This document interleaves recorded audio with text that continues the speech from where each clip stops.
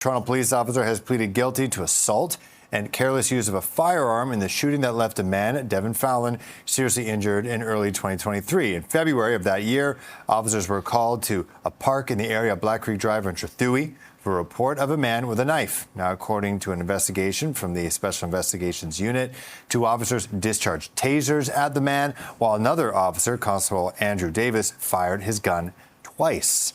Now, today we're learning more about the series of events that lead to the guilty plea and who is speaking out on behalf of the victim. Now, for more on this, we're joined by CP24's crime analyst, Steve Ryan. Of course, you were an officer for a long time.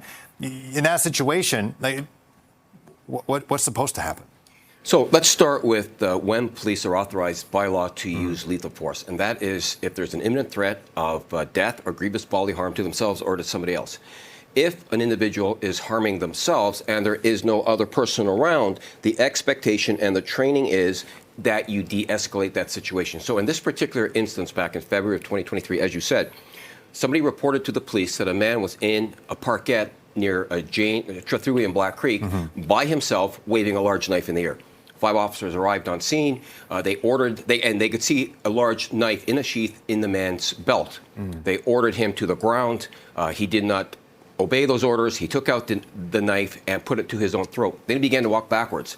He was tased twice. There was no effect to the taser because he had on a large coat. It was wintertime.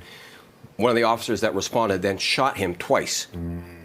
The SIU investigated the incident and then charged that officer with aggravated assault and discharged a firearm. The man was treated in hospital for his injuries as a result of being shot and a deep laceration to his throat. So the Toronto police then conducted their own internal investigation as well. And as a result of the criminal charges that were laid, they found that the officer acted improperly and would charge him under the Police Act. That'll be dealt with after the criminal charges were laid. And today, the officer pled guilty to assault, bodily harm, and careless use of a firearm. Right. And so what's the lesson there?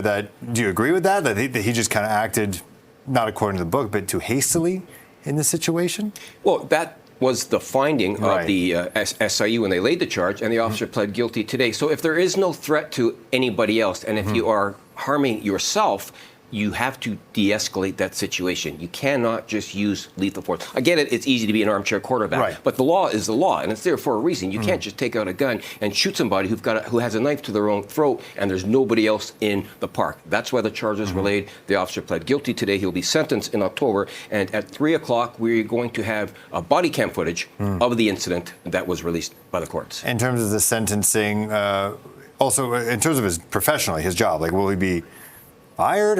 Is the grounds for termination suspended with pay? Is that something we still have to wait for?